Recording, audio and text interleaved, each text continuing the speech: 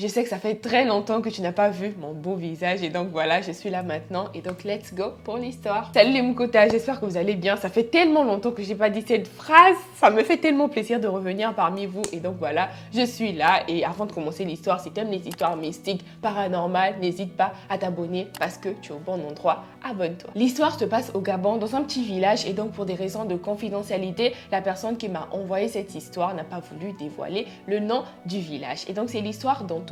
Antoine était marié avec Mélissa. Mélissa, c'est un prénom que j'aime énormément et donc ça change un peu de Nadia que j'utilise tout le temps. Antoine et Mélissa avaient eu 3 enfants, des filles, Raïda, Flora et Ketia. Et je connais beaucoup de filles gabonaises qui s'appellent Ketia. Et donc bisous à tous les Gabonaises et les Gabonais qui me suivent. Les deux petits Mukota, Mélissa et son mari, filaient le parfait amour. Et donc Mélissa était enceinte de son 4e bébé. Et donc Mélissa était enceinte déjà de 8 mois et un jour, elle était sous la douche, elle a fini de se laver, elle sortait de la douche et la pauvre petite Mukota glisse. Et quand elle glisse, elle meurt, elle et le bébé. Mystique, ça sent le mystique l'histoire là. Comment ça? Tu sors de la douche, tu glisses et quand tu glisses, tu meurs, toi et l'enfant.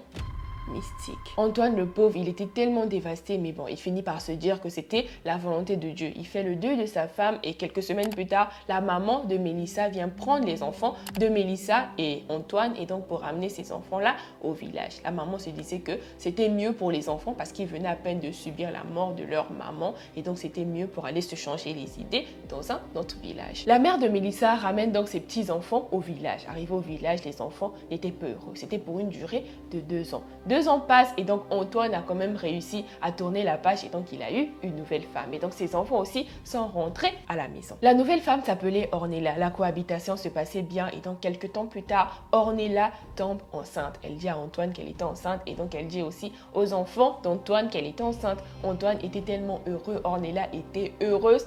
Mais bizarrement, les enfants n'étaient pas heureux. Pourquoi? Et donc un jour, Raïda c'était l'aînée, elle dit à Ornella, sa belle-mère, qu'elle perdra son enfant cette nuit. Malheureusement, Ornella ne croyait pas ce qu'elle disait. Elle se disait tout simplement que la petite Mukota était en train de blaguer. Toi aussi, on te dit des choses, tu penses qu'elle blague.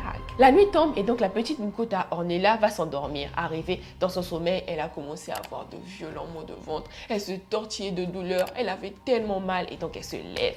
Elle se lève comme ça, elle commence à prier. Elle se met à prier le Seigneur, prier le Seigneur, prier le Seigneur. Le Seigneur révèle à Ornella et donc le Seigneur lui dit que les 3 petits Mukota, donc les enfants, à son mari, ont été initiés à la sorcellerie. Et donc ils ont été initiés à la sorcellerie par leur grand-mère. Et c'est le bébé qui est dans son ventre qu'on veut maintenant tuer.